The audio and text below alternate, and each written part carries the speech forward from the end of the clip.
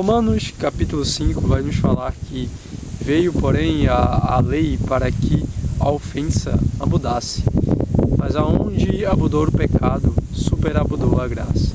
Assim como a justiça reinou na morte, assim a graça nasce na justiça em Cristo Jesus. É um texto que Paulo exorta e nos aponta que o nosso pecado é grave. A carta de Romanos já começa com uma acusação grave do que é o pecado.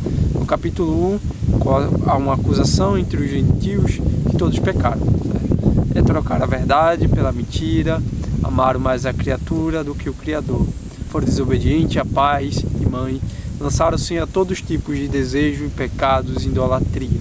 Seus corações eram distantes e eles não poderiam nem dizer que eram isentos de tal culpa ou de tal responsabilidade, porque eles fizeram, mesmo não tendo a lei gravada dada, mas estava a lei gravada em seu coração. Eles não poderiam fugir, como o capítulo 2 vai afirmar. Eles tinham sua consciência estava escrita, a lei de Deus. Eles pecaram, eles careciam de um Salvador, e por si próprios não poderiam ser salvos, pelas suas obras, pelas suas próprias forças. Esse foi o sacrifício de Cristo, veio para trazer essa reconciliação. Mas também Paulo acusa fortemente os judeus para que eles não fossem se gloriar, porque eles também pecaram. Eles que pecaram mais ainda por ter a lei e dado aos profetas, dados àqueles que passaram antes de Cristo vier. Eles eram culpados porque eles rejeitaram, eles negaram, eles não aceitaram aquilo. Eles não aceitaram a fé, não acreditaram. Várias tentativas de salvação pelas suas obras, tudo falha e tudo frustrado. Capítulo 3, ele afirma que não há um justo sequer, não há alguém que se aproxime de Deus, todos pecaram, todos estão destituídos da glória de Deus. Paulo aborda muito bem essa profundidade teológica, que o pecado é algo nojento, é algo que nos afasta da presença de Deus, é algo que produz morte, é algo que não produz nada de bom, é uma transgressão da lei de Deus, transgressão da lei moral de Deus que nos instituiu. E a consequência desse pecado é a morte. Mas Paulo afirma mais ainda, o dom gratuito é a vida eterna. E aí chegamos no versículo citado no começo, onde abundou o pecado, superabundou a graça. Não que os nossos pecados sejam pequenos, isso é o interessante, mas a graça de Deus é maior. Como tem uma canção que diz, amor maior que o meu pecado. É isso que eu quero trazer essa mensagem. Nossos pecados são algo terrível, algo nojento, algo desprezível. Mas a graça de Deus é maior do que ele. Por isso que a Bíblia vai falar que, ainda que nossos pecados sejam como escarlate, sejam vermelhos, fortes, serão brancos como a neve. Não pelas nossas próprias forças. Poderá um leopardo mudar de pele? Não, mas pela obra operante do Espírito Santo. O sacrifício de Cristo, a aplicação do Espírito Santo dessa mensagem em nosso coração.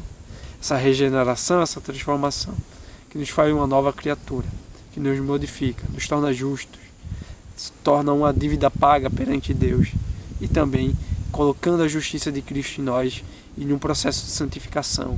Essa graça que é maior que nossos pecados, maior que nossa falha. Deus nos ama. Deus demonstra o seu amor. É um maravilhoso amor. Por isso que nós podemos apenas dizer como maravilhoso é o nosso Senhor, como belo Ele é, como Ele expressa essa beleza. Muitas vezes nós não reconhecemos, muitas vezes negamos isso, porque é os mesmos pecados cometidos, por isso que Paulo já cita aqui, amar a criatura mais do Criador, amar mais a mentira do que a verdade. Mas isso que não venha acontecer no nosso coração, que o nosso coração esteja gravado e cativo diante de Deus.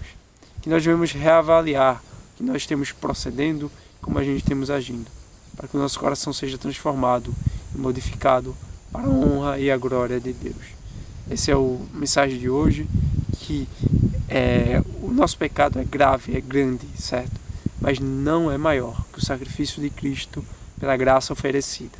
Por isso, a graça oferecida a nós é maior que nossas iniquidades e nosso pecado. O castigo que nos traz paz estava sobre ele. pelas suas pisaduras, pelas suas feridas, fomos sarados. Se imputarmos por ferido de Deus e oprimido, Ele levou sobre si verdadeiramente todas as nossas enfermidades.